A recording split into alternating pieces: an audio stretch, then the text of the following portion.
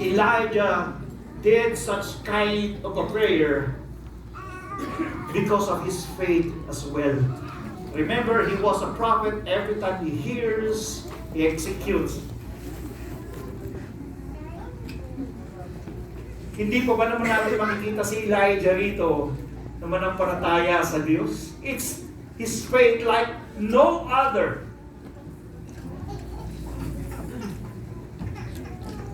So makikita natin dito kung paano ang Diyos ay kumilos sa kanyang buhay through his sacrifice. And then, may isa pang bagay na ginawa after that event. Kasi hinighlight ko po itong dalawang ito dahil importante ito sa susunod sa ating konteksto pag-aaralan. Now, Elijah displayed his faith like no other when he prayed 7 times asking God to provide for rain after 3.5 years of drought because of God's judgment to Israel. Nung una, pinag-pray niya, huwag umulan. Hindi nga umulan. Ngayon, pag-pray ni Elijah na umulan. God made a miraculous reply to his prayer. Kaya sabi ng James chapter 5 verse 17 to 18, doon sa book of James, hindi na ako pumunta rin sa 1 Kings. But dito sa James chapter 5 verse 17 to 18, itong sabi, Elijah was a man with a nature like ours, and he prayed fervently that it might not rain, and for 3 years, 6 months it did not rain on the earth. Then he prayed again, and heaven gave rain, and the earth bore its fruit. It's the faith like no other. Sa atin mga prayer natin, simple lang, Lord, bigyan mo po kami ng tuition fee. It's like saying, Lord, mula sa langit, pababait mo, bigyan mo ang tuition fee para sa pag-aaral ng anak ko. Hindi ba? Lord, kailangan ko jowa. Mas simple lang yung mga panalangin natin eh. Di ba? So, tingnan natin ito si Elijah.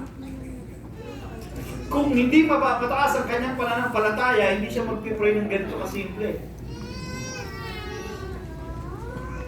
Now, after this great victory, so syempre, ang taas ng hype sa kanya, ang taas ng moral niya. Wow! Ibang klase si Lord before the 450 prophets and before the people of Israel. Ginawa ng Diyos yung mga dakilang himala na ito. Mula sa langit, bumaba ang apoy. Mula sa langit, bumagsak ang ulan. But it was during that moment of victory that the enemy attacked his faith. Yun yung great challenges to Elijah's faith. Medyo marami po, I hope you hold on with me. So binasa po natin kanina, sabi ko, Ahab told Jezebel all that Elijah had done and how he had killed the prophets with the sword. Dahil nung magtagumpay siya at bumaba yung apoy mula sa sacrifice, kinatay po ni Elijah yung mga prophets ni Baal. So, wala si Jezebel doon. Si King Ahab lang yung nando doon. So si Ahab, sinabi niya ngayon kay Jezebel, nagsumbong. Para sumbong ano? Siguro parang batang nagsumbong si King Ahab, hari pa naman siya, pero sunod-sunuro siya kay Jezebel. Nagbanta ngayon si Jezebel. Sabi niya, so, may the gods do to me and more also if I do not make your life as the life of one of them by this tomorrow. Simple, papatayin kita bago lumubog ang araw. Hindi ka na. Ba't alam nyo? Hindi ko pa tinatapos eh. Sa mga isang ganun nga lang ibig sabihin. Okay? Now, he just came from overwhelming victory. Pwede naman siya humingi ng kidlat naman. Diba? For the kidlat. Bang! Nakita niya na in several instances of his life how God moved in a miraculous way, including the last two. But how come naging malaking balakid ito kay Elijah? It was an overwhelming threat in his life. Sino sa inyo mga kailan lang nakatanggap ng great victory? Parang yung ayaw ng klase. Parang tatakot pa kayo. Okay, let me just tell you this. There are times that enemy will attack us not on the area of our weakness, but on our strength. Napatay nga yung 450 prophets eh. Isang babae lang.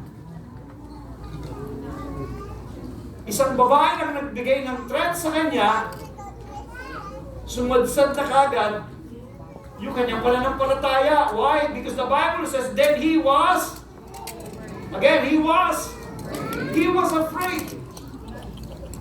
It was an overwhelming threat that created overwhelming fear in his heart. He used to be overwhelmed by the miracles of God, but now he's being overwhelmed by the works of the enemy. And he rose and ran for his life and came to Beersheba, which belongs to Judah, and left his servant there. Pumasok yung takot sa kanyang puso. Alam naman natin, the entrance of fear may result in the absence of faith. Now, remember this, Elijah was a man of faith. He did great exploit in several instances in his life. Just a word from a lady or from a woman, Jezebel. Kaya tinatawag mo siya Jezebel spirit. It's a manipulative spirit. Okay? Natakot kagad siya.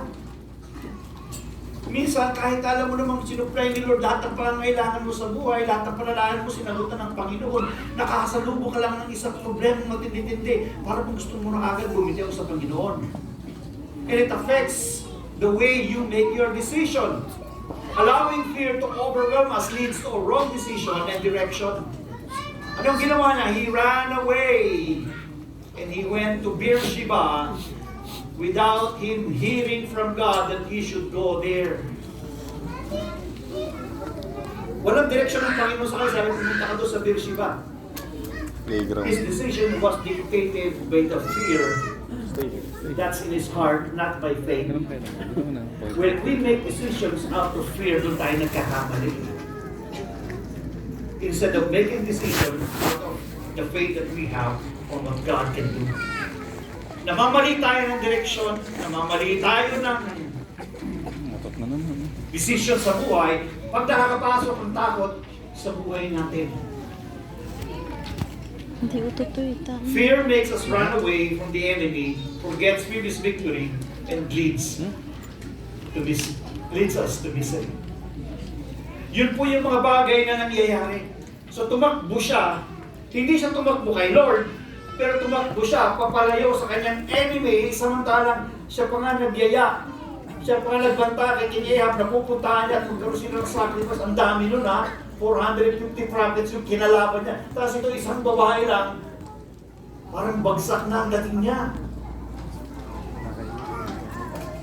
Sometimes, we are the ones to magnify our own problem.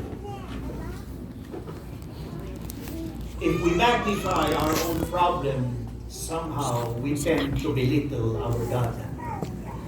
Because